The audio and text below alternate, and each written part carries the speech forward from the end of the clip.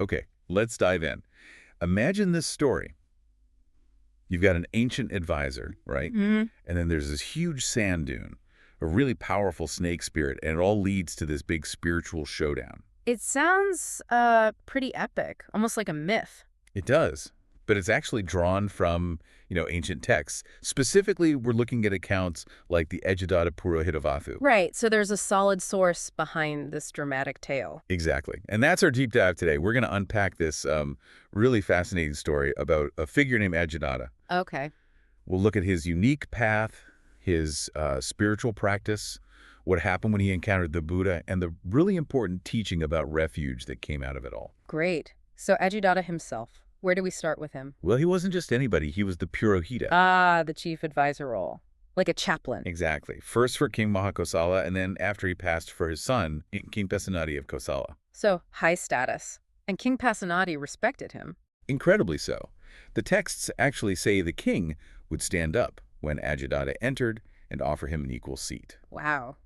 That speaks volumes, doesn't it? Real influence there. Absolutely. He had status, power, but he was also, it seems, quite insightful. How so? He kind of looked around and realized, royal favor Mhm.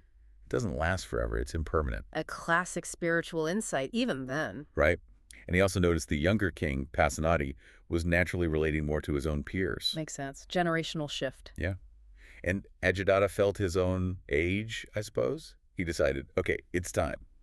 Time to step away from the court. Time to ordain, to pursue a spiritual life. Precisely. He got the king's permission first, of course. Naturally. And then, get this, he gave away his entire fortune, everything he'd accumulated. All of it. All of it. In just 7 days. Shows real commitment, doesn't it? Definitely. And then he ordained, but not as a Buddhist monk initially. No, that's key. He joined what the texts call an outside sect. So one of the many other ascetic traditions around at the time. Okay. And he went alone. No.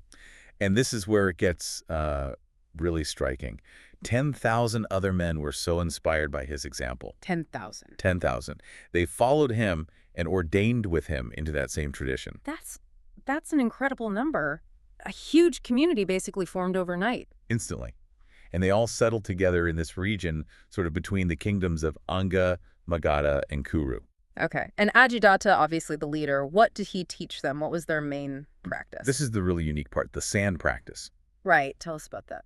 He instructed his followers, all 10,000 of them, that whenever a thought of lust, or really any unwholesome thought, popped into their head, they should go down to the river, grab a handful of sand, and add it to a specific pile. A physical action for a mental event. Interesting. Like tracking it. Exactly. A very concrete way to maybe become aware of those thoughts. And with 10,000 guys doing this regularly? You can imagine. That pile of sand started to grow. Became quite large, I assume? Very large. A proper sand mound. Maybe quite impressive, visually. Big enough to attract attention. Big enough, apparently, that a powerful local being, a Naga king named Aggidatta. A serpent spirit, essentially. Yeah, powerful one. He basically claimed the mound, said, this is mine now, made it his domain. Okay, so the mound becomes associated with this powerful Naga. Right. And the combination, this huge community of ascetics, their unusual practice, the big sand mound and the Naga associated with it, it gave them a lot of regional renown. People noticed them. Oh, yeah. People from Anga, Magadha, Kuru, they'd come every month with big offerings, gifts for the hermits, showing respect for their practice, and probably, also respecting the Naga king linked to the mound. So they were well supported, well regarded. Very much so. Yeah. And Aggidatta then formalized his teaching a bit more. He gave them a specific doctrine of refuge. Okay, what was that? He told his followers and the local people who came to take refuge in mountains, forests, parks, and trees. Refuge in nature, essentially. Physical places. Yes. And he claimed that relying on these things, these physical locations, would free them from all suffering. That's a strong claim. Refuge in the external world. It is. So you have this picture, right? Highly respected figure, 10,000 followers, this unique sand practice, a mound guarded by a spirit, and a teaching that says nature is your ultimate refuge. To many people, that probably sounded quite profound. It taps into ancient ideas of nature spirits and finding power there. Absolutely. It likely resonated deeply. But this is where the story takes a turn, because the Buddha becomes aware of them. Ah, okay. The Buddha's perspective enters. Yes. He's residing in Aggidatta, fully enlightened now, and he's surveying the world with his spiritual insight. And he sees Aggidatta? He sees Aggidatta and his huge following.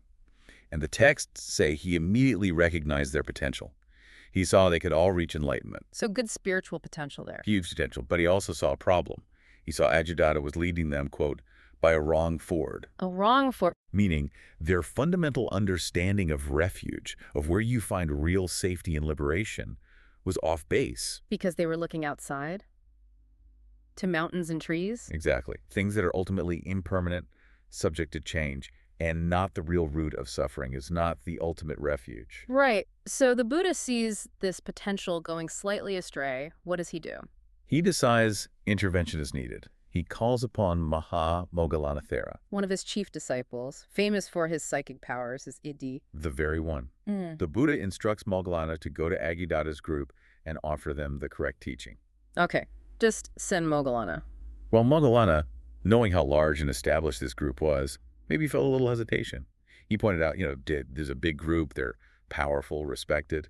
He suggested the Buddha's own presence might be needed. A reasonable point, perhaps. And the Buddha agreed. He said, essentially, okay, you go first, I'll follow shortly. Got it. So Moggallana heads off first. Right. Now, Moggallana is smart.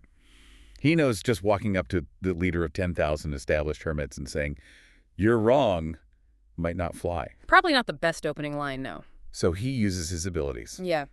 He needs to get Aggidatta's attention, maybe isolate him a bit from the crowd. How does he do that? He causes a massive rainstorm, a huge downpour right over their settlement.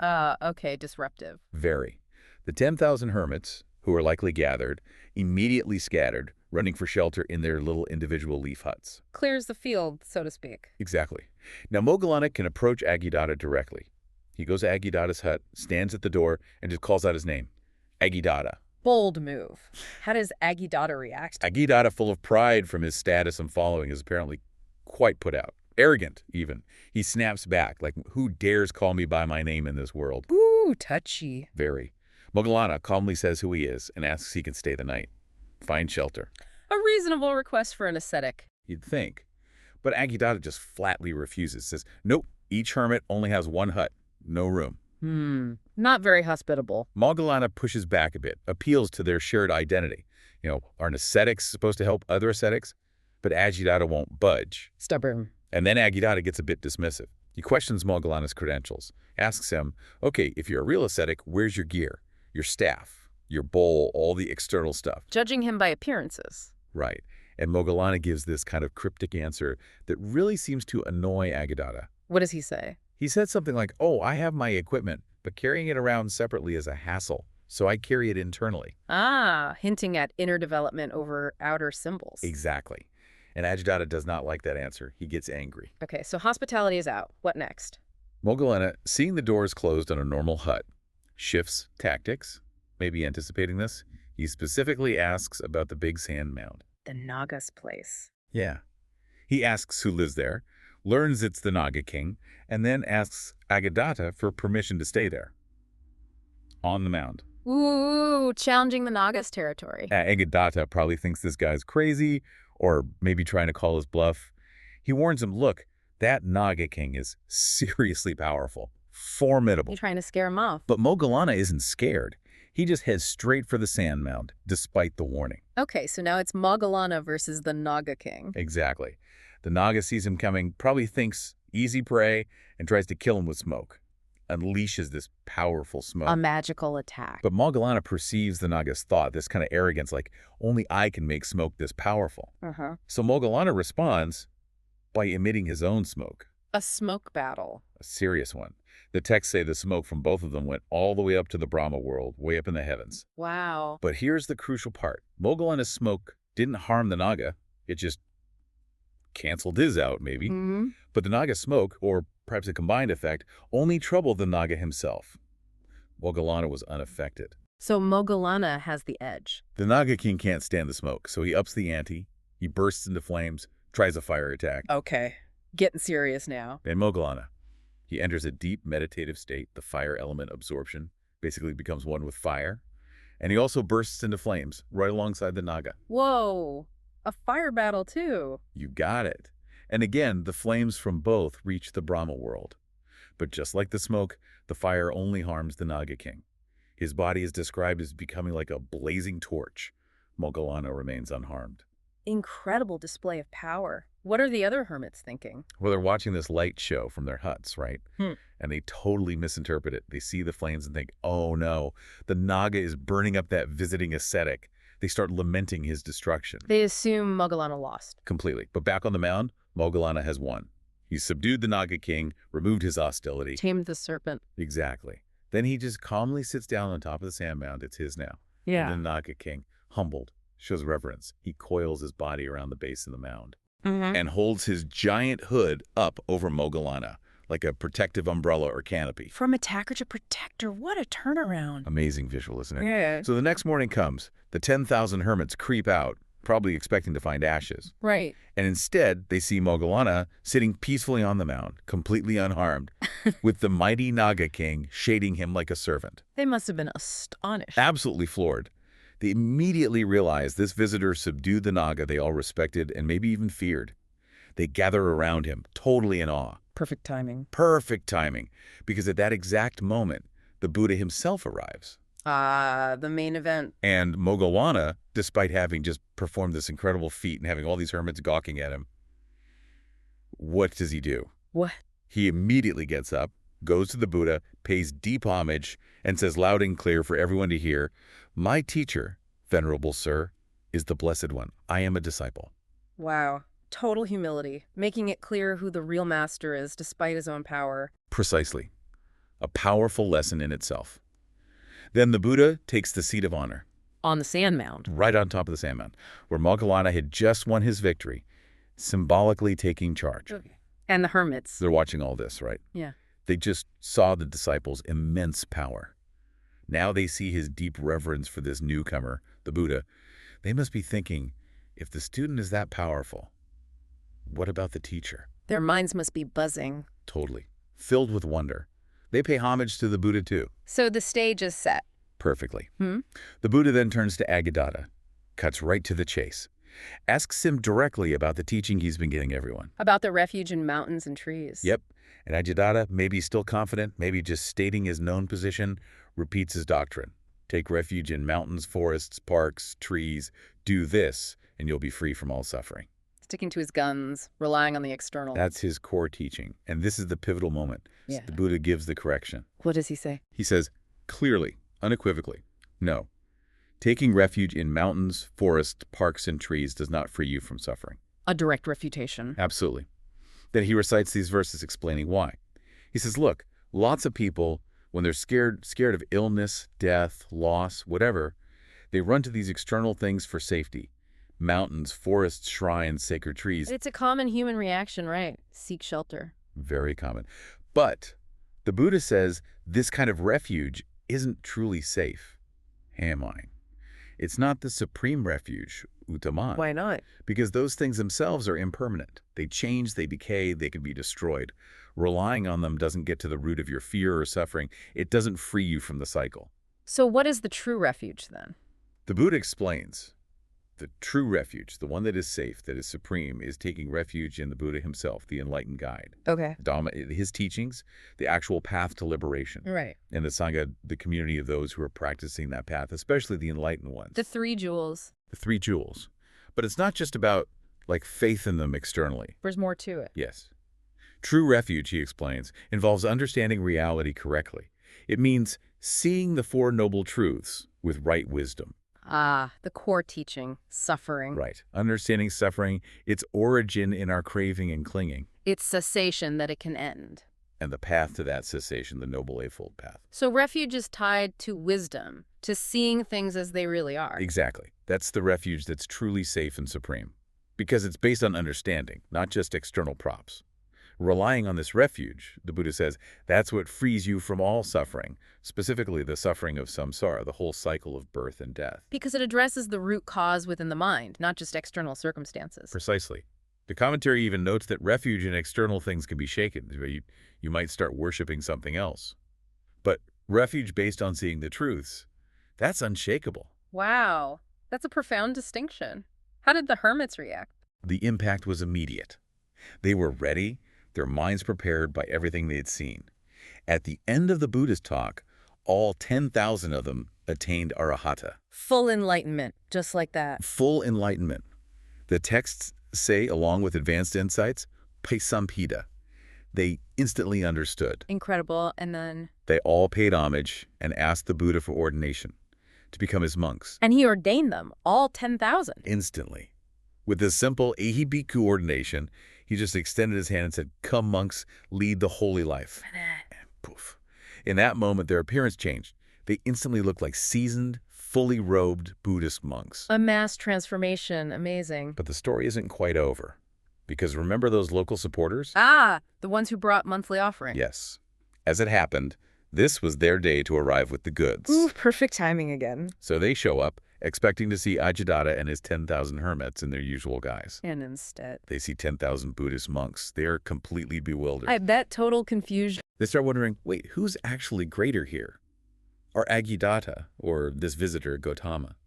And because the Buddha came to Aggidatta's place, their first assumption is... Aggidatta must be the more important one, the senior. Exactly. They assumed the Buddha came to pay respects to Aggidatta. So there's doubt about the hierarchy. Right. The Buddha perceives this doubt in the crowd. He knows they need clarity. So he turns to Aggidatta. Tells him to clear it up. Tells him, Aggidatta, dispel their doubt. And Aggidatta... Aggidatta, who the texts say was sort of anticipating this, wanting this chance, uses his own considerable spiritual power. What does he do? He rises up into the air, flies up high, comes back down, pays homage to the Buddha. Does this 7 times. A public display of power, but directed towards the Buddha. Exactly. 7 times up, 7 times down to bow at the Buddha's feet. Then, after this display, he addresses the crowd directly. And says... He declares, loud and clear, "My teacher, Venerable Sir, is the Blessed One. I am a disciple." Leaving no doubt whatsoever. He's the student, the Buddha is the master. Absolutely. Confirmation for everyone. His own power, the transformation, it all came from the Buddha. What a powerful conclusion to his journey. It really is. And the whole story, it's more than just a cool tale about magic and monks. It's really illustrating a core teaching, isn't it? Definitely. It highlights this fundamental difference. The difference between seeking temporary relief or maybe a sense of power from external things. Like mountains, trees, spirits, even charismatic leaders. Right. Versus finding true, ultimate liberation from suffering. Real freedom. Which comes from understanding the fundamental truth the Buddha taught. Exactly. True refuge isn't in a place or being tied to a place, things that are inherently unstable. It's found in that unshakable spiritual foundation, understanding reality through the Dhamma, following the path, guided by the Buddha, supported by the Sangha. The ultimate safety isn't physical. It's the wisdom that sees the Four Noble Truths and walks the path to end suffering itself. Yeah. It really shifts the focus from looking out there for safety to cultivating it in here. And that brings us to, and maybe a final thought for you, the listener, to mull over. Where do you find your sense of safety, your security? When things get tough or scary or uncertain, what do you rely on? Is it external things? Maybe your job, your status, relationships, possessions, certain routines or practices. And ask yourself, are those things truly capable of freeing you from the deep roots of suffering? Or are they maybe more like the mountains and trees Aggidatta first recommended? Helpful perhaps, but ultimately impermanent, unable to provide ultimate safety. What would it mean in your own life to seek an ultimate refuge, something truly safe, truly supreme, that addresses suffering at its core? Something to think about.